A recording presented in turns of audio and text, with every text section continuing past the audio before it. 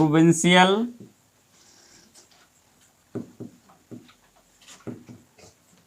States.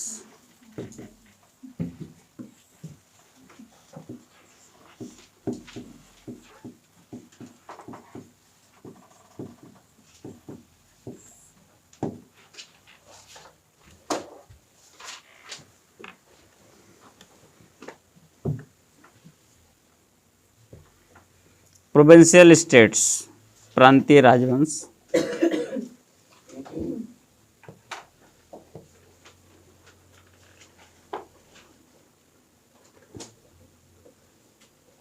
अच्छा, साम्राज्य का जो विस्तार है वो भी कहीं ना कहीं से पतन के लिए कारण बनता है। जैसे कुछ ज़्यादा विस्तार हो गया तब डेफिनेटली कारण बनता है। अगर उच्च स्तर की प्रशासनिक व्यवस्था नहीं है तो औरंगजेब का जो साम्राज्य है, यानी मुगल साम्राज्य औरंगजेब के नेतृत्व में सबसे विस्तृत साम्राज्य था। जिसे सल्तनत का सबसे विस्तार किसके समय में हुआ? सल्तनत का सबसे बड़ा सल्तनत किसके काल में है? मोहम्मद बिन तुगलक के समय में है। तो पतन भी तो वहीं से स्टार्ट हो गया। ऐसे ही मुगल हैं, औरंगजेब के समय में सबसे बड़ा साम्राज्य था मुगलों का, तो पतन भी यहीं से स्टार्ट हो गया। क्योंकि उसकी पॉलिसी बहुत अच्छी नहीं थी। उसने मैक्सिमम टाइम साउथ को दिया। किसको दिया? जो अभी अभी उसने मुगल साम्राज्य का हिस्सा बनाया था। और जो पहले से हिस्से थे जहां से बढ़िया इनकम कर रहा था उधर ध्यान देना उसने छोड़ दिया। तो ज़्यादातर समय उसने साउथ में बिताया। तो ऐसे में तो साउथ को मैनेज करने में पूरा उसका लाइफ का मैक्सिमम टाइम चला गया। क्योंकि साउथ में मुस्लिम संस्कृति का भी उतना बड़ा प्रभाव था नहीं। उत्तर में तो कुछ था भी, तो काफ़ी लोग मान लेते थे। जो भी मुसलमान बन जाते 2 साल बाद वो पूरी तरह मुसलमान वाली करने लगते थे, तो सपोर्टिव हो जाते थे, वो फिर भूल जाते थे। लेकिन साउथ में लोग तैयार नहीं थे किसी भी स्तर पर, तो बहुत कड़े प्रतिरोध का सामना करना पड़ा इनको साउथ में। तो पूरा जीवन लगा दिया इसी में वो लगभग। तो स्पेन वाले से तुलना की जाती है। जिस प्रकार से नेपोलियन का पतन स्पेन के नासूर ने किया, हालांकि ऑप्शनल लेवल का है ये क्वेश्चन, उसी में पूछा भी गया, आता रहता है। क्योंकि फिर वर्ड हिस्ट्री भी उठाओ तब जाके क्वेश्चन का उत्तर पूरा होगा। लेकिन जिस प्रकार से स्पेन के नासूर ने नेपोलियन का पतन किया, उसी प्रकार दक्षिण के नासूर ने औरंगजेब का, क्वेश्चन मार्क।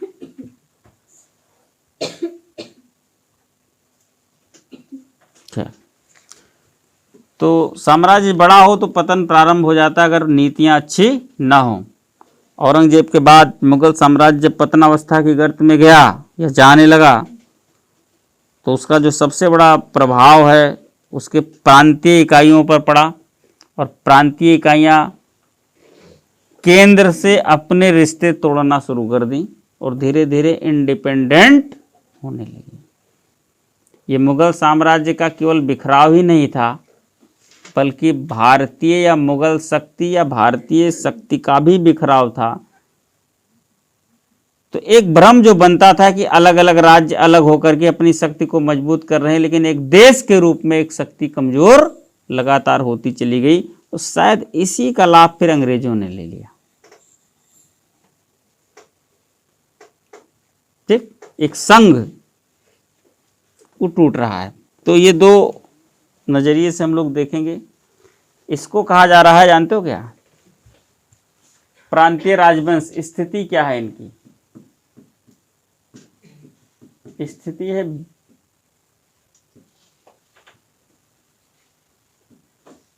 बिखरे राजतंत्र। यही बिखरे राजतंत्र है, यानी कि बिखरा मतलब डिस्पर्स्ड।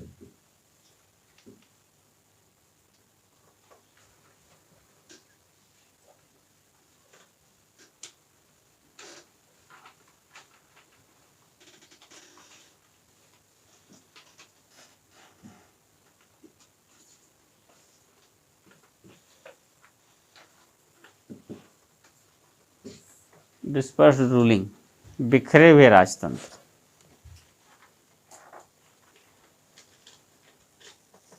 मुख्य परीक्षा में पूछा है जो कहा है इस शब्दावली को, इसलिए मैं मेंशन कर रहा हूँ, कहीं ना कहीं से डाल रहा हूँ, बहाने ढूंढ के डाल रहा हूँ मैं, अब समझे रहिए।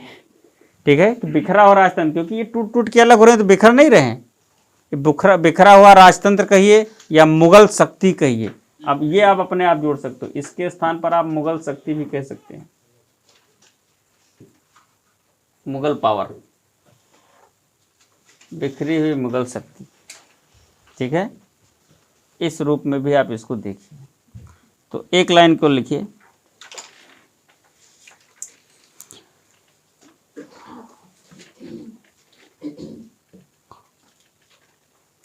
मोहम्मद शाह रंगीला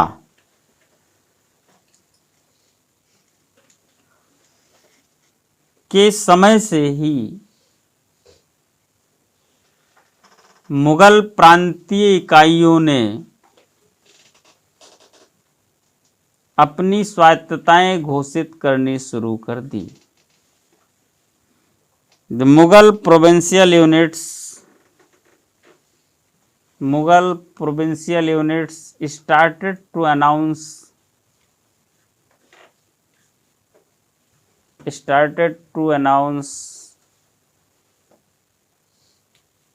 their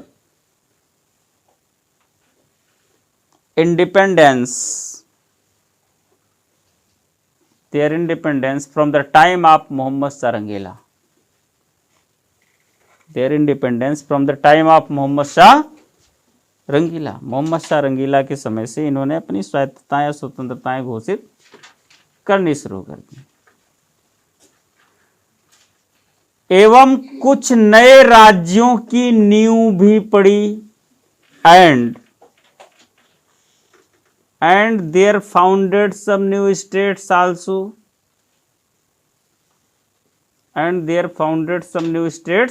आल्सो,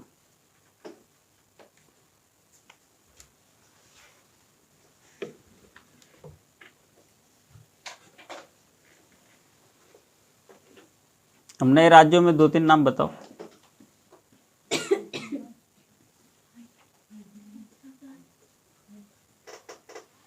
हैदराबाद, और अरे ये सब उसके यूनिट हैं पहले से, हम नए राज्यों की बात कर रहे हैं। तो आप पुराने राज्य, अवध था नहीं इसके पहले, वह मुगल का हिस्सा था, ये बिल्कुल नया इस्टेब्लिश हो रहा हो। फर्रुखाबाद, जाट, मराठे, ये सब कहीं से थे, कोई राज्य की स्थिति बनी हुई थी? ये सब तो नए राज्य बने हैं ना, इकाई की मुगल इकाई भी नहीं थे, ये तो इस्टेब्लिश हुए हैं। मैं इनकी बात कर रहा हूँ। रुहेलखंड, अब आप आमेर का नाम लोगे तो आमेर है नहीं पहले से, मुगलों का अधीन आ गया, मुगलों स्वतंत्र हो गया, तो स्वतंत्र हो गया तो अवध है, बंगाल, ये सब तो पहले के हैं।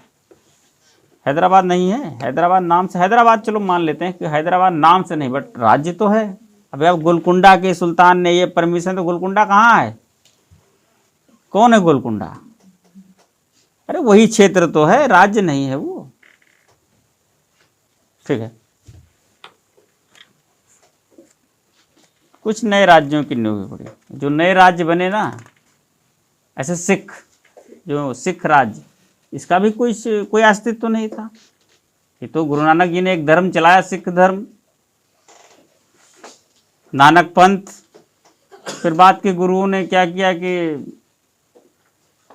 प्रॉपर्टी इन्वॉल्व कर ली, वो भी अकबर ने दिया थोड़ी प्रॉपर्टी। जब प्रॉपर्टी धर्म में एंट्री होती है तो फिर धर्म का नेचर चेंज होना शुरू करता है। प्रॉपर्टी आ गई तो धर्म, अच्छा प्रॉपर्टी आ गई प्लस इनकी फैन फॉलोइंग, जनसंख्या बढ़ती चली गई। अब मुगल बादशाह क्या, इनकी फैन फॉलोइंग के कारण इतनी बड़ी जनसंख्या जो इनकी फॉलोअर बनी हुई थी, थोड़ा सा इनका सपोर्ट लेना चाहे जो मुगल एम्परर्स थे, भाई ये हमको सपोर्ट करें क्योंकि इनके पास बड़ी जनसंख्या है। भाई आज की भी पॉलिटिक्स, बड़े बड़े धर्म गुरुओं के पास जाते थे, मत्था टेकते थे, गुरु आप महान है, ये हैं वो। अब गुरु कितने महान है तो दुनिया जानती है, लेकिन गुरु के पीछे गए क्यों? क्या लगता है आपको बहुत बड़े धार्मिक थे इसलिए गए? नहीं, क्योंकि गुरु के पीछे एक बड़ी जनसंख्या है, उसके सपोर्ट के लिए गए। बाकी उनको कोई लेना देना नहीं, किसी ना गुरु से लेना देना, ना किसी धर्म से लेना देना, कोई लेना देना नहीं। तो फिर सिख गुरु प्रॉपर्टी आ गई, फिर जन फैन फॉलोइंग। अब मुगलों को ये लोग शरण संरक्षण देना शुरू कर दिए। पता लगा उनके अंतर विरोध, कोई सत्ता के लिए लड़ रहा है, उत्तराधिकार के लिए लड़ रहा है, तो उसमें किसी का सपोर्ट किए, पता लगा वो हार गया। जो शासक बुलाया गुरु को, बोले तुमने तो विरोधी सपोर्ट दिया था, गला काट दो इसका। अब सिख गुरु का गला काट दिया। अब जितने सिख थे उनके अनुयायी फॉलोअर विरोधी, एकदम खून पी जाने वाली स्थिति। मुसलमानों को मारो, मुगलों को मारो, ये हमारे धर्म विरोधी हैं, ये हैं वो हैं करके पूरा एक घंटी। धीरे धीरे सिख राज्य स्थापना हो गई कि नहीं हो गई? तो कहीं ना कहीं से ताली एक हाथ से नहीं बजती है, ताली बजती दोनों हाथ से है, बट लोग ध्यान नहीं देते। मुद्दा ये है हर मामले में। स्वतंत्र होने वाला ऐसा पहला राज्य हैदराबाद था। लिखा, पहले भी लिखे हो, हैदराबाद एक हेडिंग डाल लो। तो फर्स्ट वॉज हैदराबाद, शॉर्ट में तो लिखना ही पड़ेगा। तो फर्स्ट वॉज हैदराबाद।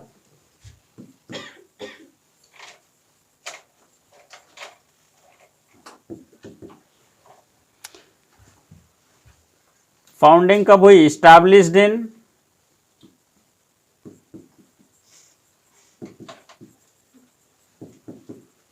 1724। फाउंडर चिनक्लिच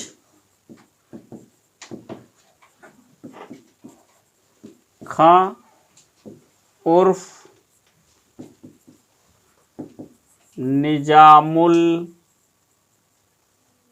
मुल्क आसफ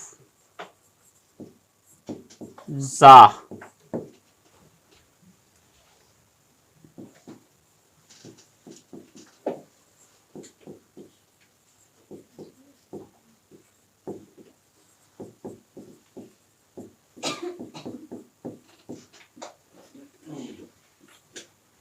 निजामुल मुल्क आसफ शाह ये फाउंडर रहा है इसका। चिनक्लिच खां इसका नाम था। निजामुल मुल्क आसफ शाह की इसको उपाधि मिली हुई थी, जाना।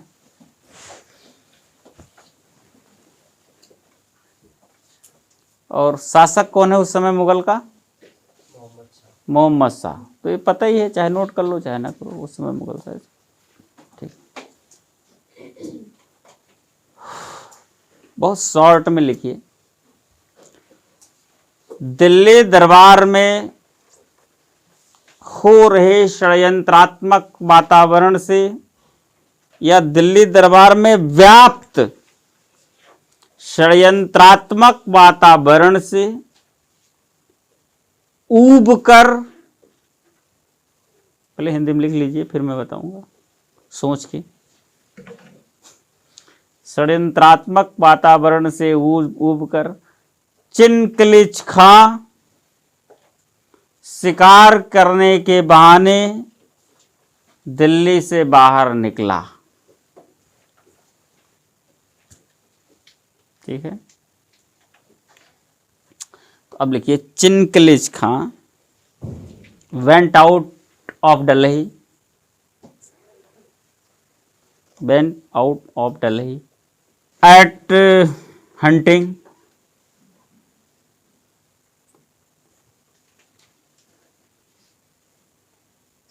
hunting but real reason ऐसा बने, but real reason was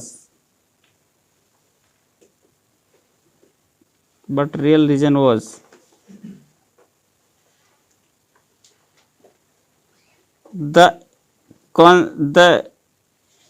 conspiracy environment of Mughal court, Delhi court, the conspiracy environment of Delhi court या Mughal court.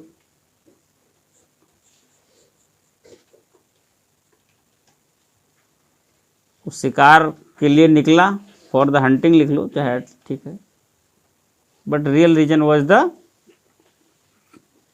Conspiracy environment of Delhi court. अब समझ लीजिए दोनों मिला के, ठीक है।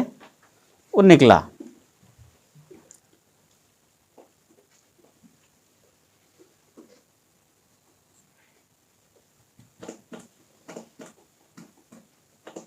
Mohammad Shah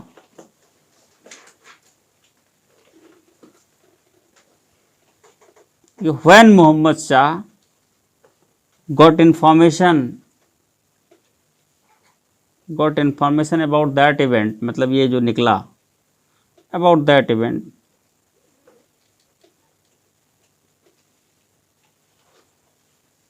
he sent a message to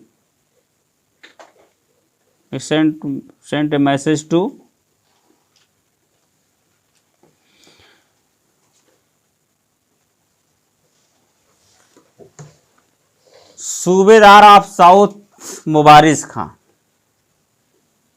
to सूबेदार ऑफ साउथ मुबारिज खां दैट, उसने जैसे मोहम्मद शाह को सूचना मिली,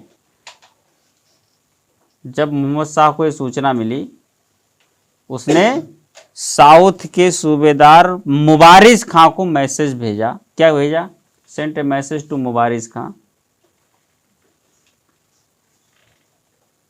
क्या?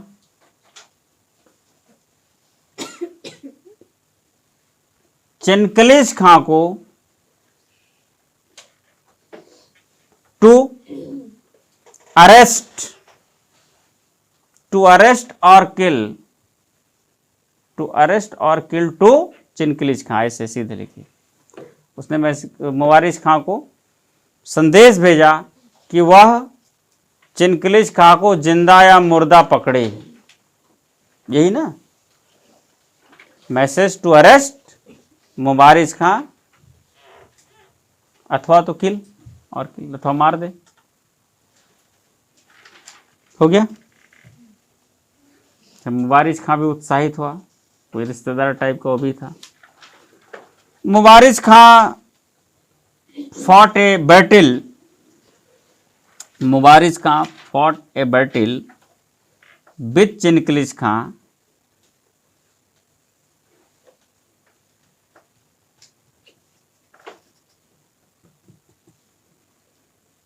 in 1724 at place of Shakur Kheda, at the place of Shakoor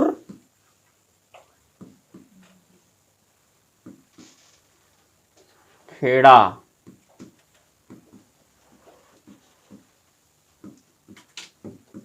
मुबारिज Khan got defeat and was killed। Mubariz Khan got defeat, Mubariz Khan पराजित हुआ और मारा गया। Mubariz Khan got defeat and was killed, और मार दिया गया। मुबारिज खां पराजित हुआ और मार दिया गया।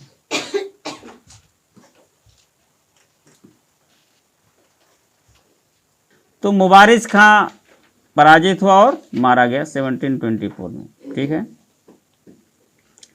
The information of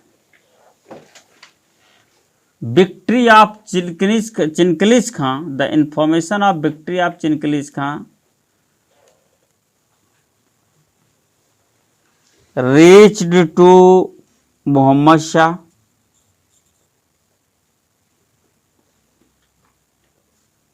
Chin Qilich Khan के विजय की सूचना मोहम्मद शाह को मिली या पहुंची। तो मोहम्मद साहब क्या करे? जो उसका प्लान था तो फेल हो गया। मुबारिज खां को कहा कि ऐसा है, उसको पकड़ो, मारो, जो भी करो, जिंदा मुर्दा हाजिर करो।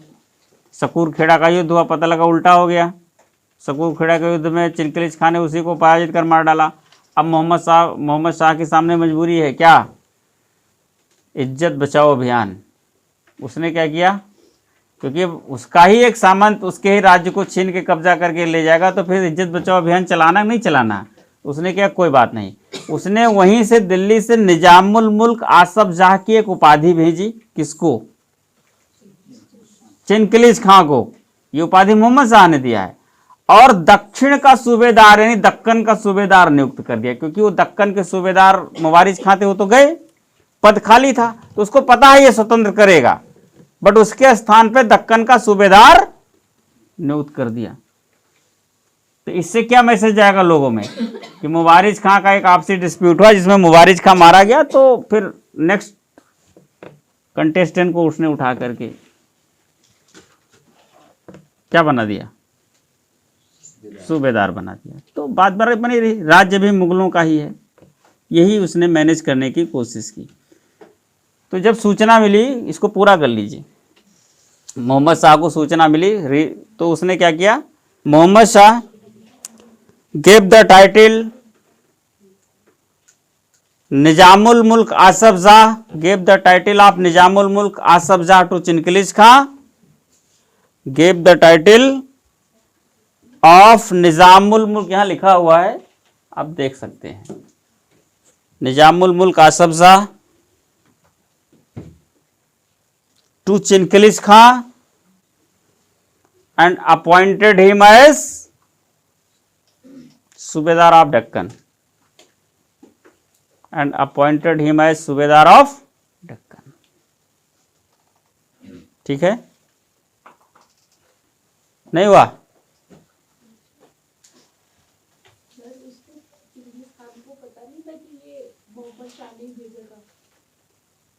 पता था, पूरी तरह पता था, तो दिक्कत क्या है, उसको तो पता ही था कि मोहम्मद शाह ने भेजा था, उसको भी पता था युद्ध होगा। वो जब निकला तो उसको क्या पता, सूचना नहीं मिलेगी। मोहम्मद वो तो जैसे ही निकला दिल्ली से बाहर, वैसे सूचना मिल गई किसको, मोहम्मद शाह को गया है, लेकिन वो ऐसे नहीं गया है शिकार खेलने, तो बहाना लेके गया शिकार खेलने के। वो तो दक्षिण पर राज करेगा, सेना लेके कौन शिकार करने, अरे 2 4 6 10 20 सैनिक लेके 100 200 बॉडीगार्ड लेके लोग शिकार खेलने जाते हैं, पूरी फौज लेके कौन शिकार खेलने जाता है। वो शिकार खेलने निकला पूरी फौज लेके, बोले इतने मतलब गन लेकर के कौन शिकार खेलता है यार।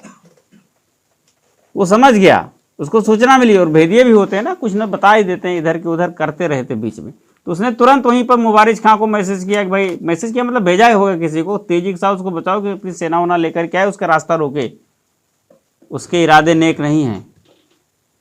तो मुबारिज खां ने रोका भी। 1724 में सकूर खेड़ा का युद्ध हुआ, लेकिन मामला उल्टा हो गया। सकूर खेड़ा के युद्ध में चिनकिलिश खां ने, चूंकि वो पहले से प्रिपेयर्ड था, वो तो जीता इसीलिए क्योंकि प्रिपेयर्ड था ना, उसको तो सब कुछ पता था। तो फिर उसको मार करके जब मार दिया, तो फिर मोहम्मद शाह का ये तो मैनेजमेंट है ना, उसने तो एक मैनेज किया है कि इसको निजामुल मुल्क आसफ शाह की एक उपाधि दी, दक्कन का सूबेदार बना दिया, ताकि एक प्रकार ये पॉलिटिकल मैनेजमेंट है कि कम से कम ये सो ना हो कि मुगल साम्राज्य का एक हिस्सा जो दक्कन में था वो हैदराबाद के नाम से टूट के अलग हो गया है। इससे बड़ी इंसल्ट होती है ना। तो उसने मैनेज करने का प्रयास किया, हालांकि प्रयास किया लेकिन हुआ कुछ नहीं। उसने दक्कन का सूबेदार बना दिया, तो एक प्रॉपर्टी भी दे दी, दक्कन वाला कोष भी दे दिया। अब उसको और करने में आसानी हो गई, हैदराबाद, उसी को हैदराबाद नाम से अलग करा लिया, इधर वाला हिस्सा उसने। तो मोहम्मद शाह को भी पता है कि हैदराबाद स्वतंत्र है, इसको पता है कि हम स्वतंत्र रूप से कोई आज्ञा मान नहीं रहा, बट दोनों चुपचाप इसलिए बैठे हैं। वो निजामुल मुल्क नाम यूज कर रहा है, मोहम्मद शाह का दिया हुआ, दोनों इसलिए यूज कर रहे हैं क्योंकि लोगों को पता रहे कि सब एक ही हैं, कुछ अलग अलग नहीं है, घर का मामला है। इसको तो इज्जत बचाओ अभियान वही चल रहा है, ठीक है ना। अब क्लियर हुआ? तो give the title of Nizam ul Mulk Asaf Shah and appointed as subedar of Deccan to Chin Qilich Khan, हो गया। आगे चलकर नहीं, उसी समय आगे चलकर तो ज्यादा देर हो जाएगा।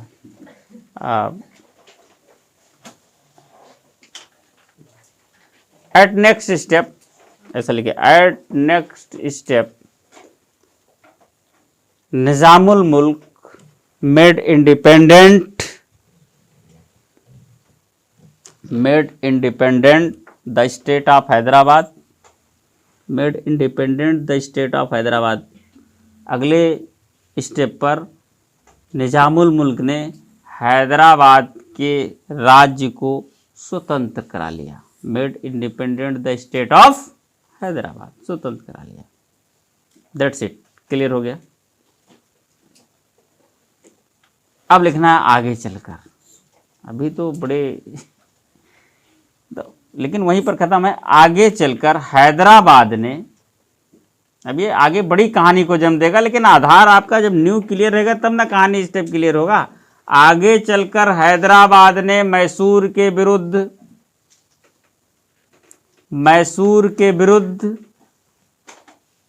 मराठों के साथ अंग्रेजों का साथ दिया। In forward Hyderabad supported to Britishers against Mysore with Maratha. In forward, Hyderabad supported to Britishers with Maratha in Anglo Mysore war, आंग्ल मैसूर युद्धों में। अब हिंदी में लिखिए, आगे चलकर आंग्ल मैसूर युद्धों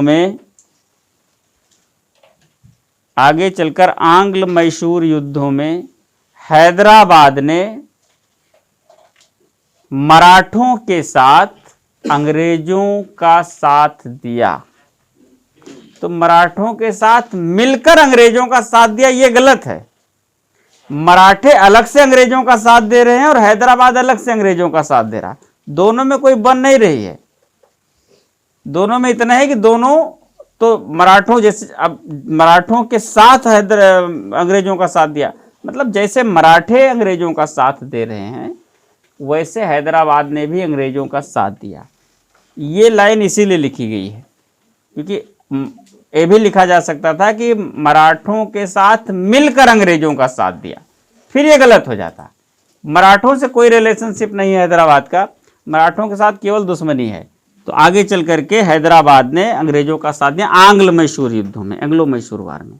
एक्चुअली अब मराठे मैसूर के खिलाफ क्यों थे? इसलिए थे क्योंकि अभी इसके पहले आपने देखा कि बालाजी विश्वनाथ के साथ मुगल साम्राज्य की एक संधि हुई। 6 सूबों से उसने चौथो सरदेशमुखी वसूलने का अधिकार दे दिया था, कलेक्शन करने का अधिकार दिया था कि नहीं दिया था। अभी इधर मैसूर राज्य की स्थापना हो गई, लेकिन मराठे उसी अधिकार का प्रयोग कर रहे हैं। भाई आपका उनका क्या मामला पता नहीं, आप मैसूर बनाओ, जो मन करे सो राज्य बनाओ, बट हमारी ट्रीटी है बहुत पहले से, जो भी मुगलों के अधीन साम्राज्य राज्य जाएगा उनसे मैं ये लूँगा। तो घूमते टहलते चले आ रहे हैं पैसा लेने। लेकिन अब चूंकि मैसूर राज्य जब स्वतंत्र हो गया, इंडिपेंडेंट हो गया, तो हैदर अली भी थोड़ा सा योग्य व्यक्ति था और उसके बाद टीपू भी कमज़ोर नहीं था। तो हैदर अली ने कुछ दिन तक तो चौथ दिया मराठों को, उसके बाद इसने मना कर दिया, बोले मैं नहीं दूंगा। तो अब मराठों के पास क्या विकल्प है? अटैक। तो मराठे सीधे मैसूर पर अटैक कर रहे हैं, लेकिन अब ये भी कम शक्तिशाली नहीं है, काफ़ी योग्य आदमी है, तो प्रॉपर सफलता मिल नहीं रही है। लेकिन डर बना हुआ है हैदर अली का भी। जब अंग्रेज उधर हैदर अली पर अटैक किए, यानी आंग्ल मैसूर संघर्ष की बारी आई, तो फिर मराठों को मौका मिला क्या कि दुश्मन का दुश्मन मित्र। तो मेरा दुश्मन मैसूर, मैसूर का दुश्मन अंग्रेज, तो दुश्मन का दुश्मन मित्र। फिर ये मित्र इस भाव से कुल मिलाकर के हुआ क्या, मिल गए। तो केवल दोनों के उद्देश्य, दोनों ने मिलकर, मैसूर एक शक्तिशाली राज्य था, तो अंग्रेजों को भी डर था, तो उसने मराठों को, अंग्रेज तो अवसरवादी थे ही, उनको तो मौका ढूंढते रहते थे, और इसलिए जो है मराठों का साथ लिए। अब ये क्यों दिया हैदराबाद अंग्रेजों के साथ, ये एंग्लो मैसूर वार में पढ़ने का विषय है। ठीक है, इस तरीके से हैदराबाद यहीं समाप्त होता है। अगला राज्य अवध है, लेकिन आज की चर्चा ही समाप्त करनी पड़ेगी समय का अपना। ठीक है।